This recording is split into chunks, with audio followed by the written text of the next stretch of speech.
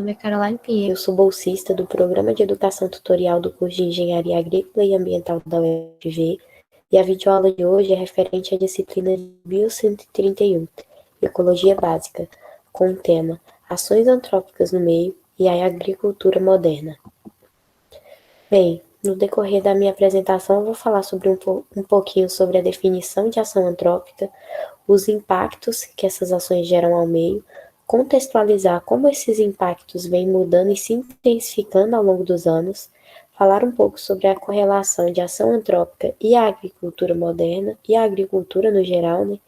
E para finalizar, eu vou falar como a agricultura moderna tem feito para tentar minimizar os impactos que as ações antrópicas geram ao meio. Para começar, o que é uma ação antrópica?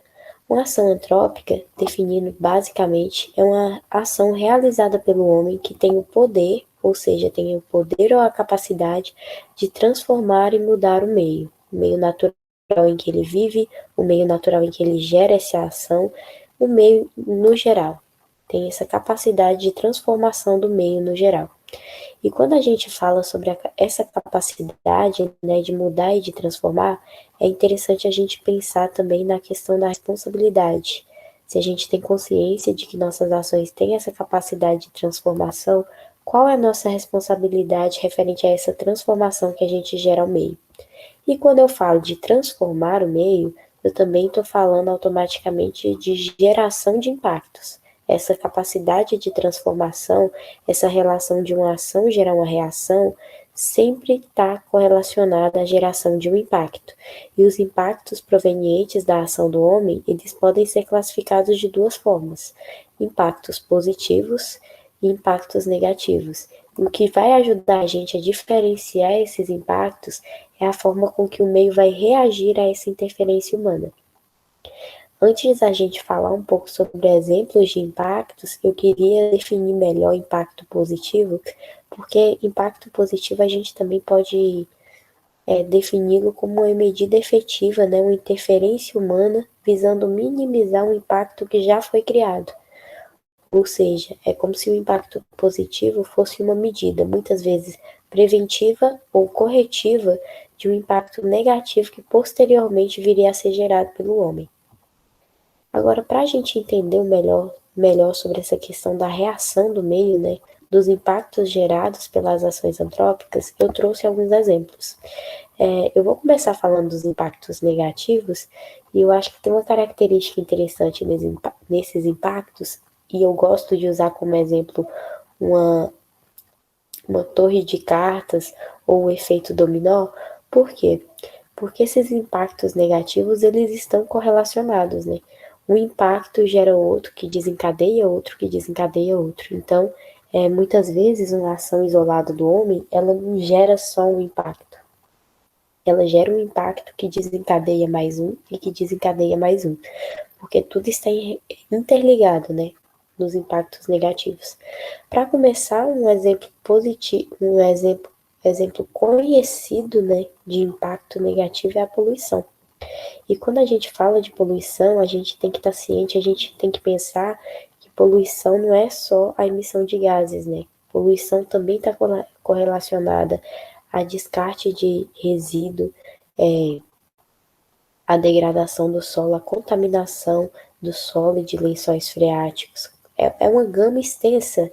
E quando a gente está falando de poluição, automaticamente a gente está interligando essa poluição com outros impactos que são o aquecimento global, as mudanças climáticas, ou seja, o impacto definitivamente está relacionado com o outro. E muitas vezes um impacto negativo ele consegue agravar outro impacto e acelerar o processo de degradação de outro impacto.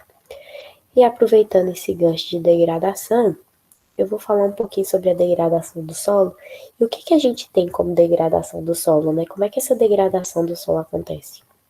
Ela pode acontecer de demasiadas formas, desde a compactação do solo, a retirada da cobertura vegetal do solo, que deixa esse solo vulnerável, né? A compactação, a lixiviação, ao assoreamento, ao desmatamento, às queimadas nas florestas, na vegetação nativa, às vezes queimadas até em pasto mesmo, a gente está falando de deixar esse solo exposto e vulnerável, e aí a degradação acontece, né? Como se a gente estivesse retirando a camada protetiva do solo e deixando ele exposto para que essa degradação venha a acontecer. E essa degradação ao longo dos anos, ela foi acontecendo de demasiadas formas, né? Desde a abertura de mata para urbanização, desde a abertura de terrenos para produção, essa degradação do solo vem acontecendo de demasiadas formas e se intensificando ao longo dos anos. A minha região, ela tem, eu sou do Vale do Jequitinhonha, por exemplo, e aqui a gente tem o Rio Jequitinhonha, é muito conhecido, ele nomeia o vale, né? E por causa dessa exposição dos solos, muitas vezes na margem desse rio, na área de proteção desse rio, a gente percebe que nas épocas de chuva, por exemplo, a água do rio ela fica muito barrenta. E o que que é isso? O que está acontecendo? Está acontecendo a lixiviação do solo. E a lixiviação do solo é um dos fatores mais agravantes para essa degradação, né? A gente está fazendo a retirada dos nutrientes do solo e levando esses nutrientes, essa camada de solo, para dentro do rio. Então, a lixiviação é um fator aí determinante e agravante para o rio e para o solo. E aí eu já falei um pouco sobre o desmatamento. O desmatamento, ele historicamente, ele acontece em virtude de vários interesses assim do homem, de várias ações do homem, né? Seja o desmatamento para abertura, como eu falei, para agricultura, para abertura de regiões, para abertura de fazendas, seja o desmatamento também, como ocorre na Amazônia, para o crescimento de terra, expansão territorial e para a mineração. Então, esse desmatamento ele pode ser em virtude de várias coisas, né? E ele é um agravante da poluição, da degradação do solo, do aquecimento global e das mudanças climáticas. E indo para essa parte de aquecimento global, o que a gente sabe do aquecimento global? O que é o aquecimento global? O aquecimento global ele é um fenômeno natural. Ele ocorreria, ele ocorre com ou sem a presença humana, ele ia acontecer em determinado momento. Mas o que a gente precisa entender sobre o aquecimento global? A gente precisa entender que nós aceleramos esse processo, né? Nós intensificamos e aceleramos esse processo. Não deixa de ser um evento natural, só que é um evento natural que não está acontecendo no seu tempo natural devido à nossa interferência, devido ao fato da gente conseguir acelerar esse processo. E o que isso faz, né? Qual é o risco disso? Ao que a gente está se expondo exatamente? O maior risco de acelerar esse processo tanto para o aquecimento global quanto para as mudanças climáticas, né, que é uma consequência desse aquecimento, é a gente se aproximar ou ultrapassar algo que a gente denomina como tipping point. O que é esse tipping point? Esse tipping point é denominado como ponto de irreversibilidade, ou seja, um ponto em que não há mais volta, em que as alterações climáticas elas se tornam de tal ordem que mudam as correntes oceânicas e todo o clima do planeta. E aí a gente corre o risco, né, de sofrer com desastres ambientais cada vez maiores. A gente já tem exemplo disso. A gente tem os exemplos das enchentes e chuvas na Europa e na China. A gente tem os exemplos da mudança de temperatura, né, na Europa, as baixas no Brasil. Recentemente teve aquele episódio em que no Brasil estava uma temperatura baixíssima e no Canadá muito alta. Então, o nosso medo, o que a gente tem que cuidar é que a gente está se aproximando desse ponto irreversível, em que não vai ter mais volta. E aí a gente vai ter que conviver com isso e tentar nos adaptarmos a esse problema. Então, acho que eu acabei já entrando em mudança climática e explicando. E quando a gente fala de mudança climática também, eu tenho exemplos disso, a gente tem muito no Brasil, da forma como que essas mudanças climáticas, elas não interferem só nos métodos de produção, né, na agricultura, de quem trabalha no campo, mas elas interferem também no caso das pessoas que moram na cidade e que dependem do abastecimento de água. Todo mundo depende do abastecimento de água hoje em dia. E para que um exemplo melhor do que as crises hídricas que vem acontecendo ao longo dos anos aí nos nossos reservatórios. Nossos reservatórios e ficando em baixas, né? Tiveram vários problemas em São Paulo nos últimos anos por causa dessa questão da baixa dos reservatórios. E no Nordeste também, né? Muitas fontes sendo secas, muitos lagos abaixo do nível. Então, é um caso a se pensar, é um fator que é um impacto negativo que volta com uma reação muito impactante novamente para a nossa sociedade, para o nosso meio. Como eu falei com vocês, né, os impactos positivos, eles também são intervenções que estão ali para tentar reduzir impactos negativos que nós já viemos gerando ao longo do tempo. Então, vocês vão perceber que alguns dos impactos positivos, eles são justamente a medida corretiva para um impacto negativo que já foi criado, ou uma medida preventiva a esse impacto, né? Um exemplo de medida preventiva é a coleta seletiva. O que a coleta seletiva faz? É a gente pegar o nosso resíduo, né? É errado a gente chamar de lixo, é um resíduo ainda, e separar esse resíduo para que posteriormente a gente consiga fazer outra intervenção que é a reciclagem, ou seja, diminuir a quantidade de resíduo inutilizado que a gente tem no nosso planeta, separá-lo, reutilizá-lo e reusá-lo na sociedade, né? Tentar pegar esse resíduo e transformar em algo que ainda consiga ser utilizado pela nossa população. E outra intervenção que visa a redução de impactos é o reflorestamento. E o reflorestamento é um conceito que a gente tem que trabalhar bastante, a gente tem que saber como usá-lo, porque quando eu estou falando de reflorestamento, eu não estou falando da monocultura do eucalipto. Eu não estou falando da silvicultura. A plantação de eucalipto não é um tipo de reflorestamento, né? É um conceito usado de maneira errônea. Quando a gente usa essa analogia, quando a gente usa isso como sinônimo. Quando eu falo de reflorestamento, eu falo de medidas efetivas que são tomadas em algumas cidades, que são aderidas por algumas ONGs, que é de fazer o quê?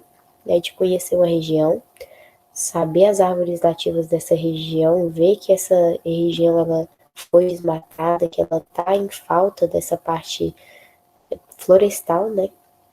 E replantar essas árvores nativas da maneira correta, fazendo estudos, para que essas árvores elas sejam uma solução e não se tornem um problema, por assim dizer. Porque quando a gente está falando da silvicultura, por exemplo, da monocultura do eucalipto,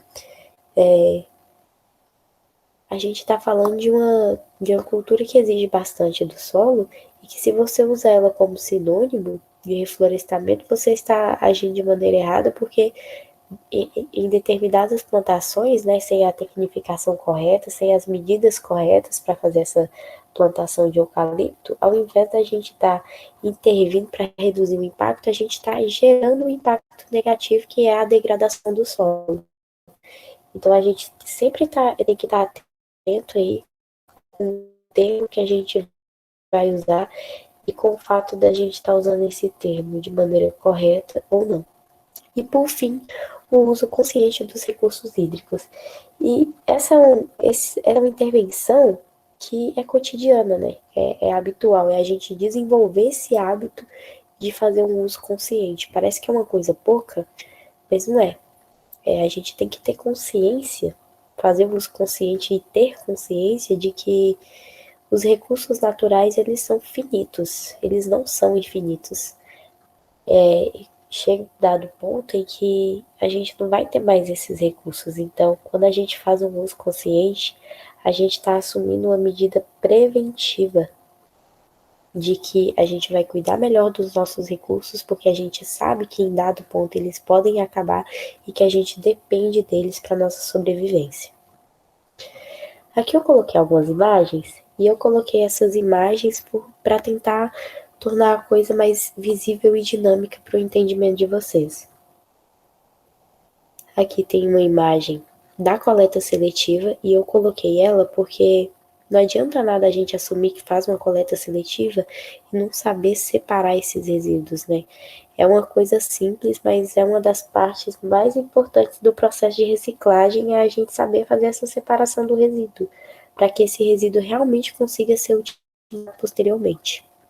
Coloquei também essas duas imagens e eu achei elas interessantes porque a gente consegue ver aqui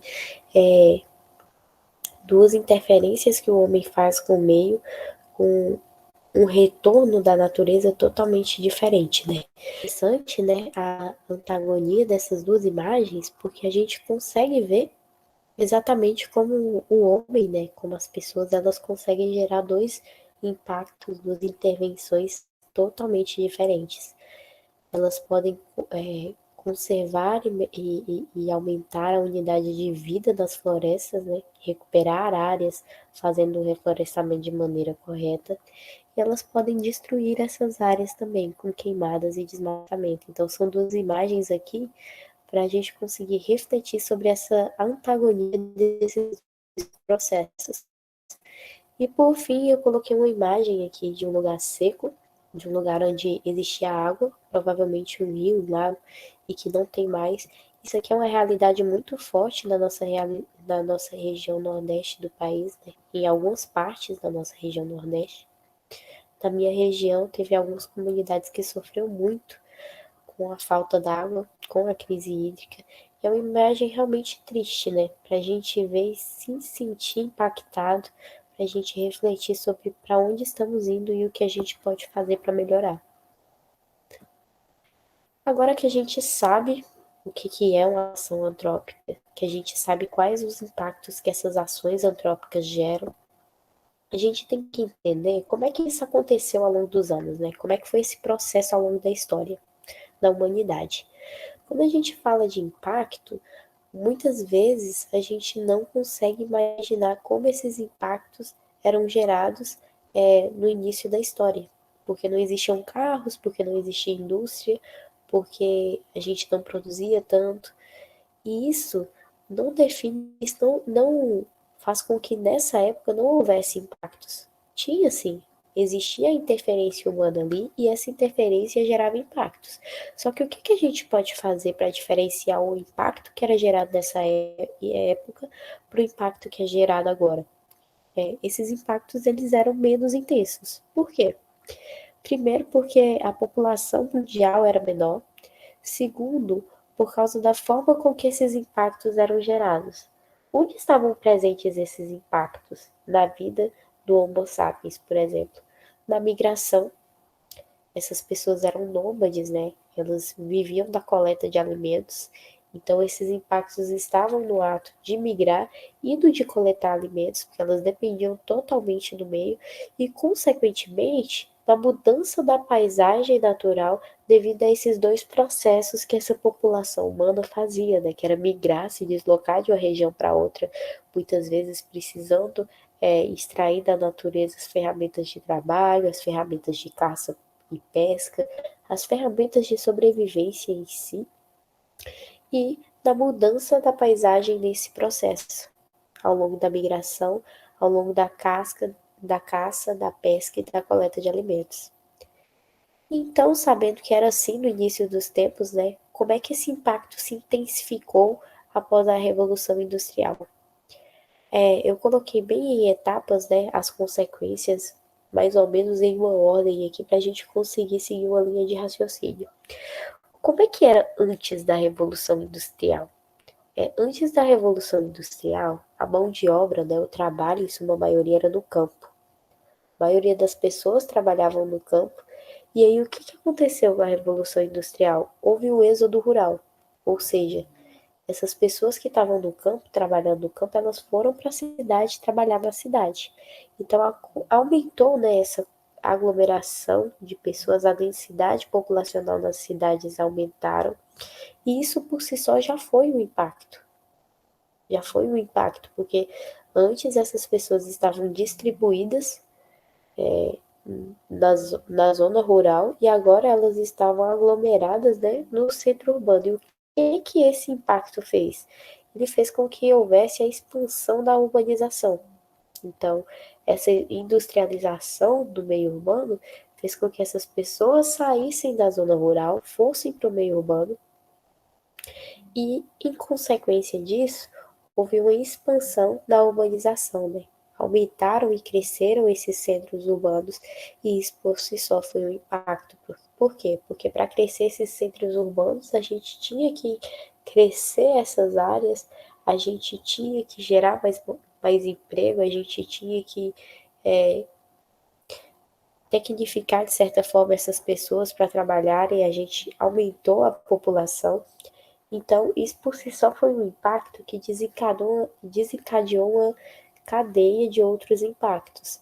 Nessa época também foram criados os veículos automotores, que tinha muita emissão de fumaça, né? Esses veículos automotores, essas locomotivas. Então, por si só, a gente foi começando a agravar e intensificar esses impactos. Mas sobre os veículos automotores, tem uma coisa que é interessante de se observar, que no início dos tempos desses veículos, né, no início de vida útil desses veículos, assim, logo após a invenção, esses veículos geravam um impacto lógico, mas não era na intensidade que são gerados os impactos por veículos automotores na modernidade, da atualidade. Por quê? Porque o custo para adquirir um veículo automotor, logo que ele foi lançado, ele era alto. As pessoas elas não tinham acesso a esse tipo de recurso. Assim como o celular, o computador, quando eles foram lançados no mercado, né? Lançados para a sociedade. Não era todo mundo que tinha acesso a esse tipo de recurso, a esse tipo de tecnologia. Então a densidade desse produto no mercado ela era bem menor. Por isso não tinha congestionamento, por exemplo. Porque a densidade desse produto no mercado era menor. Então, o que, que a gente percebe? A gente percebe que com o crescimento populacional e o fato das coisas se tornarem mais acessíveis para a população, não é que isso seja ruim. É bom a gente ter isso, né? Perceber que hoje em dia, na população brasileira, quase toda família tem um veículo. Mas qual é a consequência disso? A consequência disso é que esses produtos adquiridos pela população, o fato deles serem mais acessíveis torna eles também mais descartáveis. E isso se torna um gerador de impacto negativo, porque são mais máquinas, são mais veículos, motos, caminhões emitindo gases, e também são mais veículos sendo largados, né, trocados, no caso do celular, por exemplo. Toda vez que tem um lançamento de celular, muita gente troca e vai para um novo celular. Então, essa acessibilidade às vezes também se torna um impacto. E aí, por fim, a Revolução Verde e a agricultura. O que a Revolução Verde foi, né? Para resumir bem, a Revolução Verde foi o início da tecnificação do campo. O que aconteceu? Nós trouxemos insumos para utilização na agricultura, trouxemos maquinários para utilização na agricultura, e isso por si só gerou o quê? Gerou um aumento da produção agrícola, mas também gerou um aumento dos impactos dessa produção, porque muitas vezes as embalagens desses insumos, por exemplo, eram descartadas de maneira incorreta, e aí havia a contaminação do solo, a contaminação dos lençóis, e esses maquinários, devido à passagem excessiva das áreas e de intervalos não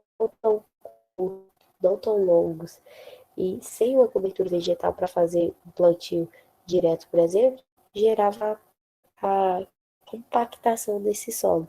Então, a Revolução Verde trouxe muitas inovações para a agricultura, né, inovações importantes, mas inicialmente o fato da gente não saber lidar tão bem com essas inovações quanto a gente sabe hoje em dia, essas inovações também trouxeram impactos.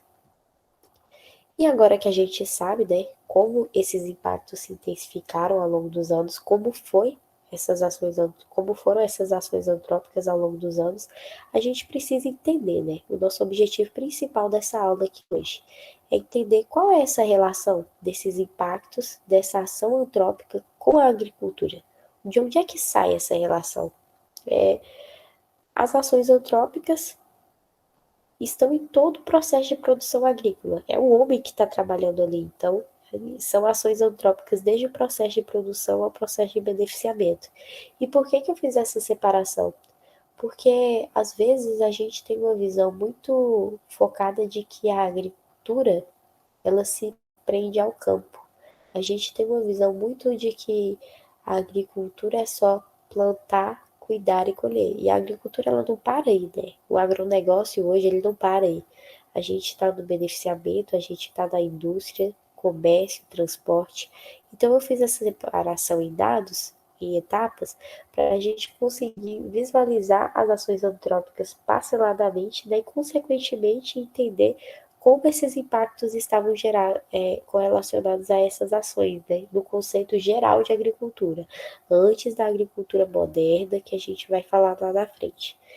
Então, no processo de produção, a gente vai ter essas partes aqui, essas 5 etapinhas do processo de produção. E quais são elas? Primeiro, a abertura da área, né? O homem encontrar a sua área para cultivar. Então, isso já é uma ação antrópica, o ato de procurar a área, de encontrar para cultivar, que gera impacto. Inicialmente, quando a gente foi começar a produção de cana-de-açúcar, por exemplo, a gente abria várias extensões de terra só para plantar cana-de-açúcar. Então, no período colonial. Então, isso por si só gera um impacto, né? A gente fazia toda a retirada de uma vegetação nativa daquela região para implantar uma monocultura, por exemplo. Isso por si só gera um impacto. Posteriormente, depois que a gente abre a área, a gente vai manejar o solo, e dessa etapa fazem muito a utilização de maquinária agrícola para a gente conseguir muitas vezes descompactar o solo, né, a subsolagem, o preparo com adubos para que esse solo já esteja fornecendo nutrientes quando a cultura foi implementada, e posteriormente a gente vai fazer a implementação da cultura. Hoje em dia, quando a gente faz a implementação da cultura, a gente já pensa na cultura posterior, né, no caso, porque a maioria dos grandes grupos agrícolas trabalham com rotação de cultura, os pequenos produtores também. Mas antes, né, falando da agricultura de um modo geral, antes existia muita monocultura, e isso por si só gerava muito impacto. Como eu já citei, né, o caso da cana-de-açúcar, e vários outros exemplos que a gente tem, por exemplo, do período colonial do Brasil.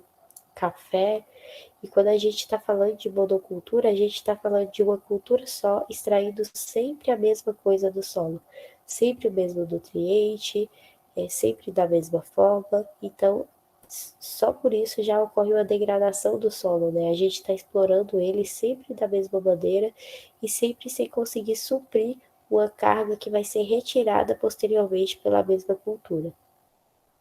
E depois da implantação da cultura, a gente vai fazer o quê, né? A gente vai aplicar os insumos para que essa cultura se desenvolva da melhor maneira possível, para que posteriormente ela possa ser colhida com a utilização de maquinários, porque hoje em dia, pelo menos da maior parte do Brasil, da maior parte do Brasil, todas as grandes empresas trabalham com a colheita por utilização de maquinários, não é mais a colheita manual, igual era no caso do café, por exemplo, do nosso país. E aí, depois que a gente passa dessa parte de produção, a gente vai falar do beneficiamento. E aí, a agricultura do beneficiamento, ela vai estar da industrialização do produto, do processo de beneficiamento desse produto dentro da indústria, da comercialização e do transporte, para que esse alimento chegue na mesa do consumidor. Então, a agricultura vai desde o momento que a gente escolhe a área, planta a sementinha dessa área até o momento em que esse prato chega na mesa do consumidor. E por isso eu fiz isso aqui, para que a gente perceba, por exemplo, que da soja, a agricultura, ela não vai parar aqui, ó, não vai parar aqui do momento que plantou e do momento que está cuidando para colher. Ela vai também para o beneficiamento e para o armazenamento. Isso aqui também é uma etapa agrícola. E agora que a gente já sabe como é que a agricultura gera impacto, como é que ela vem gerando impacto ao longo dos anos, e entendendo esse processo de como ela funciona, quais são as possibilidades de impacto que ela pode gerar, eu vou falar um pouquinho sobre a agricultura moderna. que é a agricultura moderna, né? A agricultura moderna, ela pode ser dividida em dois grupos de produção. A agricultura familiar, que basicamente é aquela agricultura em que a mão de obra é quase toda familiar. Mas o que a gente não pode fazer? A gente não pode usar como sinônimo agricultura familiar e agricultura de subsistência. Não necessariamente os agricultores familiares produzem só para subsistência. Eles podem vender, sim, o seu produto extraído do campo. Não necessariamente essa agricultura vai ser só para o produto ser utilizado ali. Existe muito produto da agricultura familiar no mercado e ele é bem valorizado também. É um produto que culturalmente enriquece a cultura de produção do nosso país, né? Muitas regiões tem isso muito fortemente, a questão dos agricultores familiares. Isso é bonito e interessante de se entender. E o nosso outro grupo de produção vão ser os grandes grupos agrícolas, as grandes empresas que trabalham com grandes propriedades de terra, chamadas também às vezes de produção patronal, e contratam pessoas que trabalham com terceirizados para a produção desse produto agrícola dessa área. E sabendo desses dois tipos de agricultores, né, como é que essa agricultura moderna tem trabalhado para diminuir esses impactos gerados pelo homem? Primeiro, a gente tem que entender também que a agricultura moderna, assim como quase tudo da modernidade, está muito correlacionada com o uso de tecnologias, né? Está muito, muito interligada com a utilização de tecnologias. Hoje, muita coisa no campo a gente consegue fazer da melhor maneira possível graças ao uso dessa tecnologia. Graças a isso, graças a essa informatização do campo, quais são as medidas efetivas que a gente vem tomando para reduzir esses impactos que o homem gera para o meio através da agricultura? Essas três primeiras medidas efetivas que eu coloquei aqui, elas se correlacionam. Por quê? É justamente ligada a essa questão de informatização do campo que eu falei, né? Esse entrelaçamento da agricultura com a tecnologia. O fato da tecnologia estar tão presente no campo tem fazido com que os produtores rurais eles tenham a possibilidade de fazer um banco de informações. E como é que funciona esse banco de informações? Esses produtores eles conseguem coletar e criar um histórico das incidências de praga, incidências de doença, é, janela de plantio, né, a questão das chuvas, a parte meteorológica, ao longo dos anos, graças à condição de conseguir coletar essas informações, criar um histórico. E como é que isso é uma medida efetiva, né, para redução de impactos?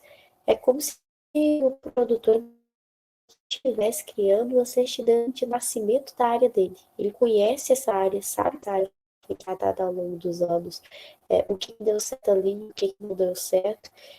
E o fato de conhecer melhor essa área, conhecer as necessidades e os empecilhos dessa área faz com que ele consiga manejá-la melhor, né? Cuidar melhor dela. E isso seja um efetivo. E quando a gente fala desse banco de informações, a gente está falando também sobre a digitalização dos recursos e informações. Hoje, tudo é mais acessível. As informações, elas são trocadas no campo com uma rapidez bem maior do que antigamente, né? O fato da tecnologia estar tão presente faz com que esses recursos do campo, com que as informações do campo elas sejam mais rápidas, mais acessíveis e proporcionem a formação desse banco de informações. O fato de todos os processos estarem digitalizados faz com que esse banco de informações, esse histórico da área, seja possível de ser criado. E quando você tem essa digitalização dos recursos das informações e consegue criar um banco de informações, um histórico da área, consequentemente, o que você está conseguindo fazer? Você está conseguindo otimizar o uso dos seus recursos. E por que eu falo isso? Porque agora, por exemplo, na questão de aplicação de insumos agrícolas, você sabe que praga está incidindo na área, você sabe a intensidade dessa incidência, então você sabe qual vai ser a aplicação necessária de ser feita nesse campo, né? Você sabe qual vai ser a quantidade exata de aplicação que você vai fazer ali, de acordo com a intensidade, a densidade populacional dessa praga e de acordo com as necessidades da cultura. Então, agora, não é só fazer uma aplicação aleatória. O insumo, ele não é feito para ser utilizado aleatoriamente. A gente tem que conhecer a nossa área, conhecer a nossa cultura, conhecer o ciclo da nossa cultura, saber como é que esse ciclo está acontecendo, para ver se existe mesmo a necessidade de fazer uma aplicação ou não. E fugindo um pouco dessa digitalização do campo, tem uma medida efetiva muito interessante que é a outorga. O que é a outorga, né? A outorga, explicando da maneira mais simples possível, é como se fosse o licenciamento para o uso de água. O produtor, ele não pode pegar uma bomba e colocar dentro do rio e já começar a sugar água, né? Não é assim que funciona, né? Você tem que fazer um pedido dessa outorga e o fato de você ter uma outorga, você tem também uma responsabilidade. E quando você tem uma responsabilidade por escrita, você vai fazer uma utilização mais consciente desse recurso. Então, a outorga, a intenção é uma medida efetiva para gerar consciência dessa utilização do recurso.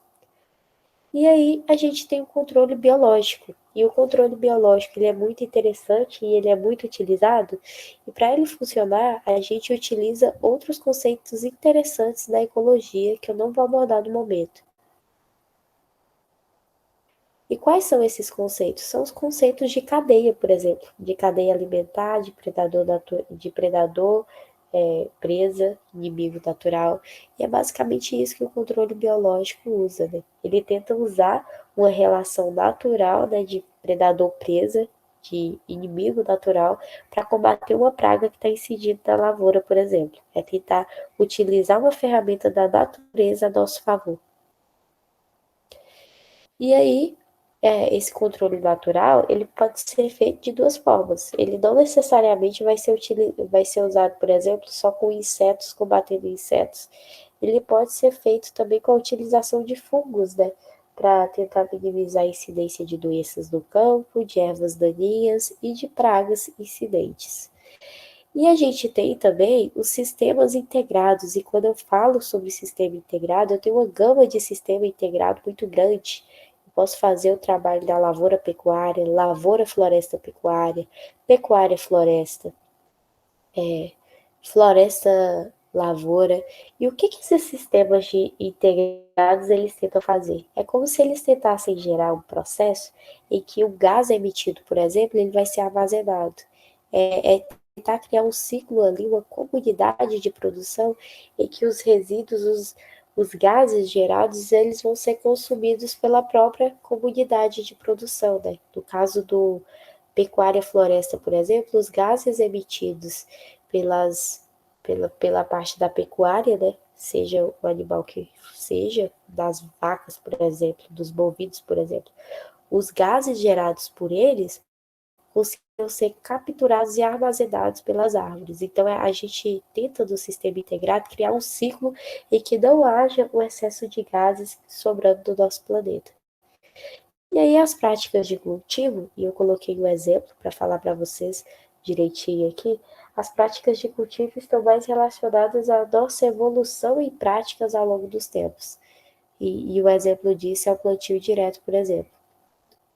Plantio direto, quando ele foi instalado, muita gente teve muita resistência em aceitar essa prática de cultivo. E por que aconteceu isso? Tudo que é novo assusta, né? As pessoas estavam acostumadas com o plantio convencional e não queriam fazer essa transição. Hoje em dia, o plantio direto é sua maioria e ele é muito valorizado, inclusive. E o que ele tenta fazer? Ele tenta retirar a cultura anterior, mas deixar a palhada dessa cultura anterior ainda no solo, para que esse solo ele não fique exposto, para que esse solo tenha uma camada vegetativa cobrindo e que isso diminua a incidência, por exemplo, de densidade de chuva e lixiviação do solo e, consequentemente, diminua a compactação do solo e a erosão do solo.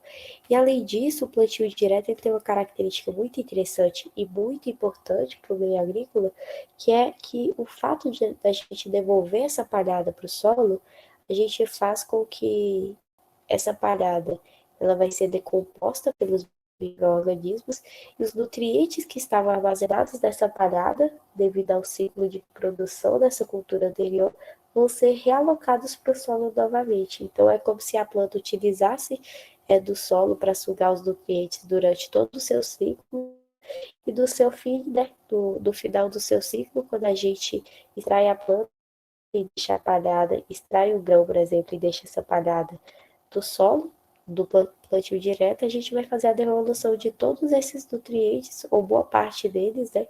Não uma devolução de 100%, mas de um percentual bem considerável para o solo novamente. Gente, foi isso que eu tentei trazer para vocês, algumas das medidas que vêm sendo tomadas. É muito interessante a gente ter consciência disso, né? Porque a gente, quem estuda a nossa área, nessa parte de ciências agrárias, é bom a gente ter um conhecimento do que a nossa profissão tem feito, do que a gente faz, do que a gente pode melhorar também.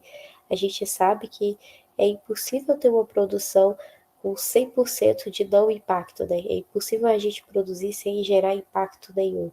Mas a gente sabe que a gente consegue melhorar essa geração de impactos. Então foi isso que eu tentei trazer para vocês, essa visão do que o que a gente tem feito, o que a gente está fazendo para tentar diminuir essa geração de impactos para o meio.